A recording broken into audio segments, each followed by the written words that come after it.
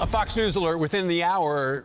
Vladimir Putin announced that he was suspending Russia's participation in a treaty that Russia signed with the United States in 2010 aimed at keeping a lid on nuclear weapons expansion. It's called the New START Treaty. It comes as President Biden is in Poland at this hour, where he will deliver remarks very shortly, one day after a surprise visit to Ukraine, marking a year since Russia's brutal invasion began. Republican Congressman and National Guard Colonel Michael Waltz sits on the Armed Services Committee, and he's sitting for us this morning. Congressman, good morning to you. Hey, good to be with you. Thanks. So let's start with this headline. Moscow suspending the New START nuclear weapons treaty, and they say they must be ready to resume nuclear weapon testing if the United States does the same. That's not good. No, Steve, but it's frankly, it's one of the only cards Putin has left. His conventional military has been completely decimated. So really all he has left is his strategic nuclear forces.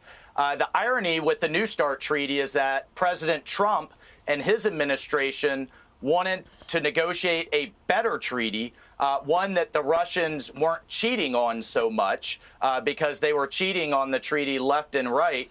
And yet we had a change in administration. Biden comes in and he just gives them a 5-year extension, getting nothing in return, which I think was one of many things, including the lack of response to Colonial Pipeline, the withdrawal from Afghanistan, that led Putin to think he could get away with this invasion. And then the bigger piece on the nuclear stage actually is China. China now has more ICBMs than we do.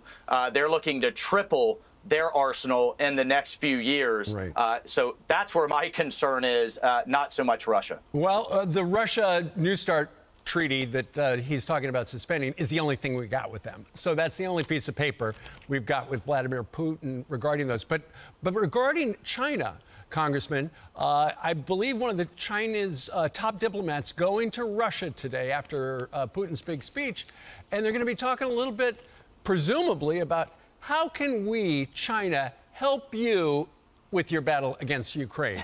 And that's not good either. No, that's right. They're already helping with non-lethal aid, with economic aid.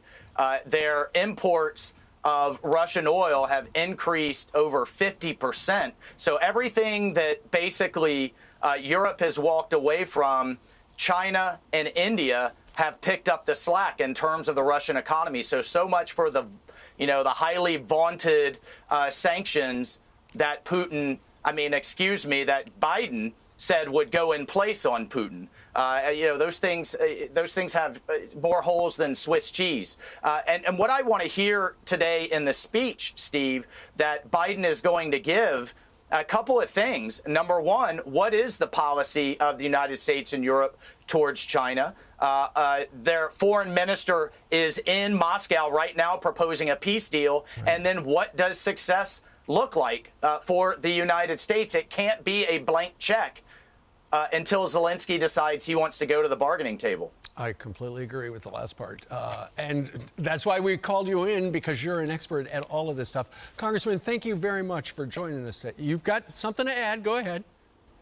And Steve, no, very quickly, the other thing I'd like to see today from Biden, there should be a one-for-one contribution from the Europeans.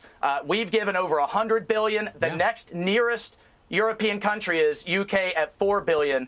Dollar for dollar, U.S. and Europe going forward. They've got to carry their fair share. Indeed. All right. Congressman, thank you very much for joining us. We should hear from the president very shortly. Thank you, sir.